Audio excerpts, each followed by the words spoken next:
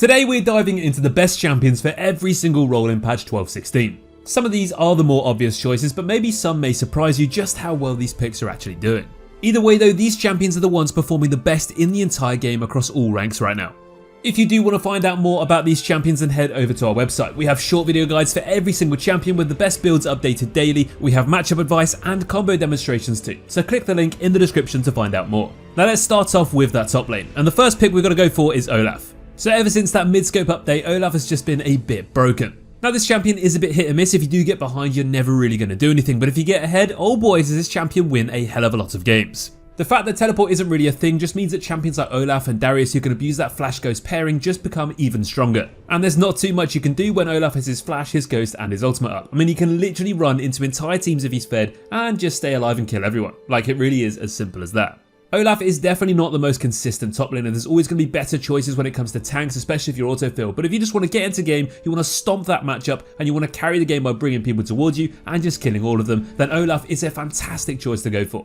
Next up in the top lane we have Singed. Now this guy has one of the most unique playstyles in the entire game, but to be honest, the fact that his win rate is so high just demonstrates how effective he can be when he has a good place in the meta. Singed is one of a select variety of champions in that top lane that doesn't rely on a mythic item, and instead he rushes Rylai's, those upgraded boots, and a demonic embrace. After that you can get that mythic like Riftmaker, Liandry's, Protobelt, or even a Turbo Chemtech. It really is dependent on the matchup and the team comp and just how fed you actually are, but because you've already got those core items, it doesn't really matter, so you can just go for the one that you think is best in that game. Now Singed is all about getting a lead, running around in circles, bringing people towards that top lane and just getting them to chase him, and then he'll deal an unbelievable amount of damage over time and probably end up getting away with it too.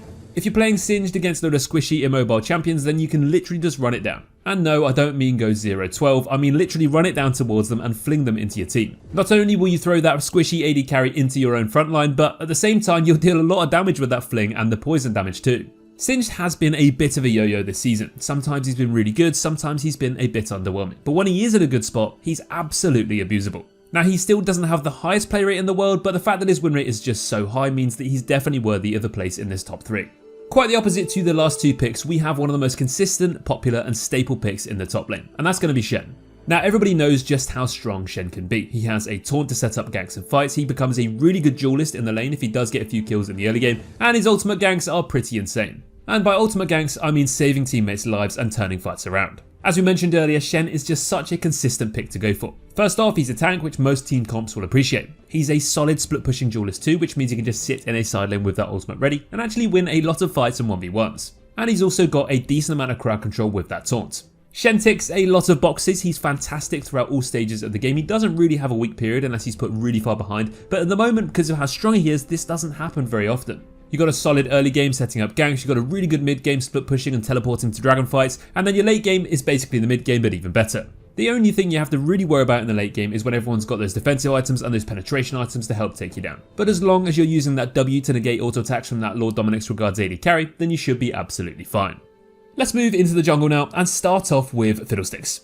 Another champion with a fairly unique playstyle. Now Fiddlesticks is not just your typical jungle bruiser fighter who jumps in, does some early ganks and falls off in the late game. Fiddlesticks is not necessarily the best early game ganker or fighter or anything like that, but he clears really efficiently, and once he gets level 6, he becomes a different level of threat altogether. Now that's not to say you can't gank pre-6 because you do have a bit of crowd control, and if they don't have any CC themselves, you can just drain for days. But you simply cannot argue that Fiddlesticks isn't so much better when he does get that ultimate. His ganks become so much stronger, his early teamfights around Dragon are insane, and if you play around Vision well enough, you can use this ultimate to catch out teams and just win games so easily. When you're playing against the Fiddlesticks, the threat of his ultimate needs to be stapled in your brain. Like, you have to be thinking about it 24/7, similar to playing against stealthy champions like Twitch. If the enemy team are floating around the mid lane looking like they want an ARAM, then there's probably a Fiddlesticks hiding over a wall somewhere ready to delete your entire team. You can't take any Barons or Dragons unless you know exactly where he is, because the next thing you know, there's a core in your face and you're probably going to die. If you can learn how to jungle perfectly on him and get those camps at the same time, then Fiddlesticks is a fantastic choice to go for. One of the best in the jungle right now, that's for sure.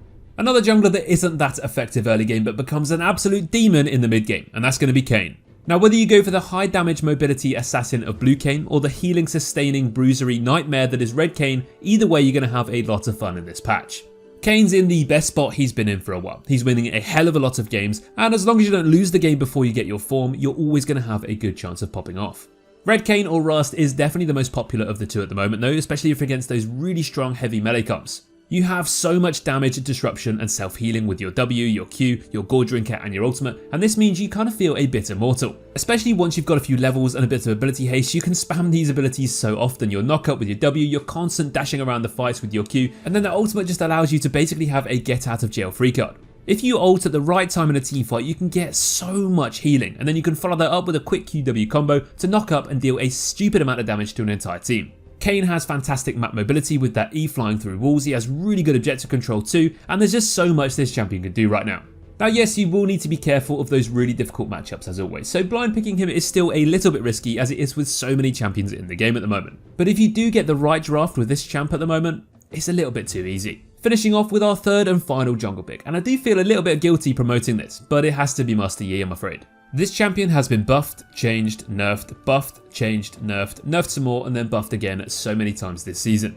Don't get me wrong, he's not quite on the level of Zeri when it comes to changes, but he's not far away. Master Yi is getting played a lot at the moment, he's getting banned even more. Over 20% of games he is banned in, and that just shows you how toxic this champion can be for the majority of the player base. If you manage to get Master Yi against a team comp with no crowd control, you're probably just going to win there and then. Like, it really is that simple as long as you don't get too far behind. If you do get those few kills early game and get that Blade of the Ruin King and Guinsoo's Rage Blade early, you can absolutely start one-shotting people.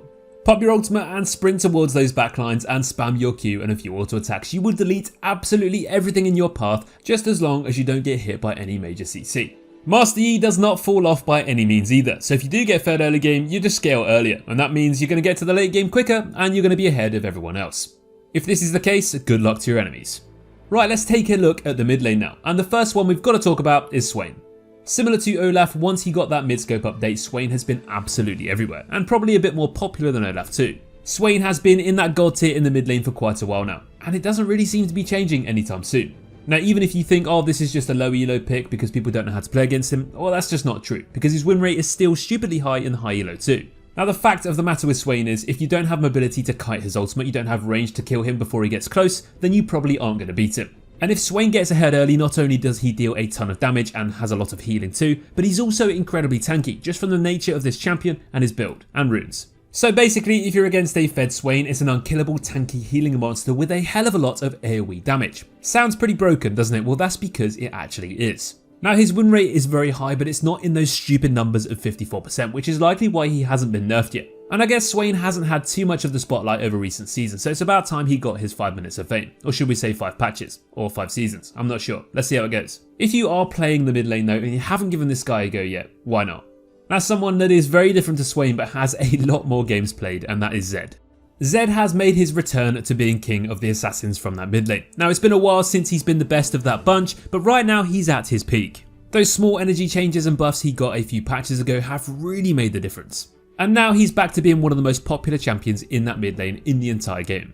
Zed has so much skill expression and outplay potential, and if you're good at him, you can really get rewards from it. Zed is actually pretty consistent for an assassin. He has a lot of different ways to win a lot of different matchups, and all you have to do is learn how to manipulate and use those shadows properly. He also has a few different mythic item choices too, depending on those matchups and team comps he's against. He needs Eclipse if he's against tankier enemies and needs that shield. He can go Prowlers if he's against tons of champions with mobility, and so on and so forth. In certain matchups, these items can even make the difference there too. Like if you have a Prowlers against an Ahri, she can't actually charm behind her when you ult, because you just Prowlers and dodge it. Zed's ultimate is not only where his damage comes from though, it's not just all about trading 1-for-1 anymore, because his WEQ combo with a few auto attacks deals a crazy amount of damage, especially alongside Electrocute and that Eclipse proc if you've got those too. Whether it's side laning and bursting down enemies and getting away free, whether it's team fighting and diving into comps and killing carries in 2 seconds, whether it's just snowballing your lanes so fast by diving them under their tower that they just surrender and give up by 15 minutes. Zed has a lot of ways to win games right now, and as long as you don't get too far behind, he's a top mid lane pick to go for. Finishing off our trio of mid laners with Vex. And her win rate is definitely not as depressing as her personality. When that durability patch hit the Rift, Vex became an absolute write-off, and she just didn't have the damage to kill anyone and get that ultimate reset off anymore. But then a few patches later, Riot decided to buff her, and she definitely did need it, but unfortunately for them, it definitely tipped her over the edge a bit. Vex is now back in full swing and winning a lot of games. Just picking her alone is a fantastic counter to quite a few matchups, especially those like Yasuo. If you know what you're doing, this can be absolutely unplayable for the enemy matchup, and then you can just kill them on repeat, roam around the map with your ultimate and just carry the rest of the map too. The main thing you have to really be careful about on Vex is not wasting your ultimate, because then you won't have enough damage to one-shot people and get those resets. And as long as you fight on your own terms and don't get poked out or caught out of position, then you can just dive into comps and kill absolutely everyone. Not only do you have those ultimate resets, a hell of a lot of burst, but you also have tons of AoE damage and CC too, which alone can be enough to win fights and games at the right moments. Now, whether you look for flanks with that ultimate and pop down squishies, or even flash W and CC an entire team, whichever playstyle you go for in that game, Vex will always be a great choice. Now let's bring it down to the bottom lane now and have a look at those AD carries. And we're going to start off with the most consistent of the bunch, and that's going to be Sivir. Now, similar to another few champions on this list like Olaf and Swain, ever since that mid-scope update, Sivir's been a bit too strong. Now, she has been nerfed a few times since those changes, but she's still up there with the best AD carries in the game at the moment. Sivir will always be useful even if you're not the best player, because she has that scaling utility in her ultimate. Now, as you know, this ability gives your whole team movement speed, so if you want to engage or disengage or even just catch up to a fight, is always going to be useful. And then you've got the most important thing for any AD carry, which is her damage. And in the late game, your Q, your W and your auto attacks can absolutely massacre a whole team. You spike really hard once you get that Phantom Dancer Kraken Slayer combo, and you can easily contribute a lot of damage to those team fights in the early game around Dragon. Then as the game progresses, you get those other damage items like Infinity Edge and Lord Doms, and then all those other situational ones too, and you deal a stupid amount of damage. And if you're left unchecked at the back of that team fight throwing out boomerangs and ricochets, you're probably just going to ace them and get a free pentakill. Sivir is not the hardest AD carry in the game to play, and she's not that hard to master either. But if you are looking for a really consistent, safe AD carry pick to go for that's always going to be useful, Sivir is a fantastic choice. Twitch is our second AD carry, and he's also one that deals a huge amount of AoE damage in teamfights. Twitch loses out on that consistency and safety that Sivir offers, but he has a much higher ceiling when it comes to damage potential. If you've got 6 items on Twitch in the late game and you press R, you're probably going to ace a whole team by yourself, especially when you press E at the end of it. Twitch is a unique marksman with that sneaky playstyle that allows him to ambush his lane opponents and his enemies throughout games. But he does have a bit of an immobile, fragile early game, and unless you're partnered up with a Lulu or a Yuumi, you might just have to wait and farm for a while. But when you do get those items and you know your damage, in teamfights you're going to absolutely pop off. Ever since that durability update in patch 12.10, Twitch has just been slaying everyone, and it doesn't really seem to be stopping or slowing down anytime soon. Twitch is always going to have difficult matchups, and he's going to have difficulties against certain team comps, but he'll always have that possibility to carry and win games by himself just because of that sheer amount of damage he can output. And if you do go against a really good Twitch with a Lulu in his pocket, GG well played. Our third and final AD carry is going to be another really consistent one, and he has been all season long, and that's going to be Jhin. Now, Jhin kind of just brings everything to the table. He has long range snipe potential, pick potential and damage. He's really good in the lane phase, he's got good poke and good ability to bully certain matchups. He scales really well, he has good early, mid and late game, and there's not too many boxes that he doesn't tick, apart from not being the best at 1v1s and duels. Yes, Jhin does rely on that ammo system, so in straight up 1v1s against champions like Vane, he's not really going to be able to do much. But all he's got to do is play around his support and play around that ammo and his burst and his cooldowns, and he'll just stop Vane from even getting close. Jhin will always struggle against hard engage and assassins and dive comps, but as long as you can sit far enough away and still contribute with that long range damage, you're always going to be impactful. Now, there's very few things in League of Legends that are as fun as playing a 6 item Jhin, especially against squishy team comps that you can pop down in 2 or 3 hits. Your Q, your Gale Force and your W alongside your 4th shot can provide some pretty tasty damage combos, and it's really fun when you understand how to use them properly. Jhin pretty much works into all team compositions and with most supports too, so you can't really go wrong if you want to one-trick him for a while. And let's be honest, he's been so good all season that he's not going to get nerfed anytime soon, if he hasn't been already. Now, talking of champions that probably need a nerf, it's time to talk about the supports and start off with Janna. She's been broken since her updates, and as you can tell, this is a common theme. But Janna really is a step above the rest. She was in a fairly average spot before this little rework, and ever since it has hit the Rift, she's been the best support in the game. Like, it's basically not changed ever since. She's maintained a 53% plus win rate for the majority of patches ever since, sometimes hitting 54, sometimes even nearing 55%. But there's just no question that she's not one of the best supports, if not the best support in the game. Janna just offers so much throughout games. The utility is one thing with her shields and healing, then she's got disengage, CC, knockups, and an ultimate to push back and split up entire teams. And that's not even mentioning the fact that it also heals her whole team by a ridiculous amount. Janna is not only a really good scaling pick, but she also is so flexible and versatile into almost any matchup and team comp. She's such a good counter and pick to so many different dive champs. Oh, you're playing Rengar, Aurelia, Zac. No, you're not, because you can't get anywhere near my team as long as I have my ultimate and my Q up. Yes, she is a bit of a jack of all trades, so she isn't specialised in one particular thing, but it doesn't matter because she's so good at everything she does. And if you are a support main and you aren't playing Janna, there must be a pretty good reason why. Maybe you just don't really enjoy her that much, but if you do, keep playing her because she's still just as good as she has been ever since that rework. Now, another champion with a fantastic win rate in that support role is Taric. And this one has come out of nowhere. Over the last few patches, Taric is getting more and more popular, and his win rate is absolutely absurd. Taric brings some pretty insane healing very consistently as long as you can keep auto attacking with that Q. He also grants resistances with that W, he has a brilliant stun with his E, and of course that ultimate which can turn his whole team invulnerable if he uses it at the right time.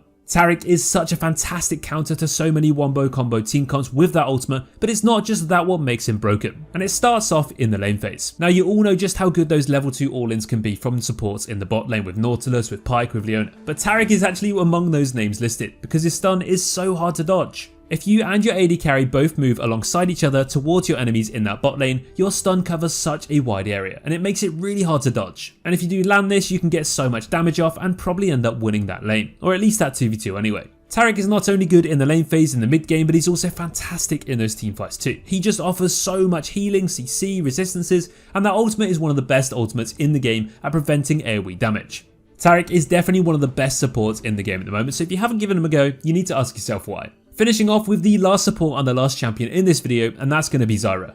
Now Zyra has been in a very underappreciated spot all season. She's actually been performing much better than most people think, and she's definitely one of the most underrated champions in the game, especially in the support role. In low elo she actually does get some bans though, and people do actually not like playing against it for very good reason. Well, recently she got some buffs and this has made this even more obvious. Zyra has fantastic poke and harass in that lane phase. She's a tremendous lane bully. She has tons of damage with those plants. She has really good gank setup with her E and her ultimate. And whether you're catching people out or locking entire teams down, Zyra is so much better than you think. As long as you get those big cooldowns out before you die, you will deal a huge amount of damage and disruption in any fight scenario. And you can genuinely carry games with those plants and those good ultimates. The best way to really abuse Zyra though is to pick it alongside a really good poking AD carry too. If you're playing Zyra with Caitlyn or Ashe and you can poke and constantly whittle down your opponents, they simply won't be able to play the game, especially if they're playing someone short range and scaling like a Vane or a Twitch. As long as you don't play too recklessly and get camped and lose your lead, then you will win the majority of lanes with this champion right now. So if you haven't tried it, give it a go. Well, that's going to bring us to the end of this video all about the best champions in every role this patch. We hope you enjoyed this video and we'll see you guys in the next one. Take care.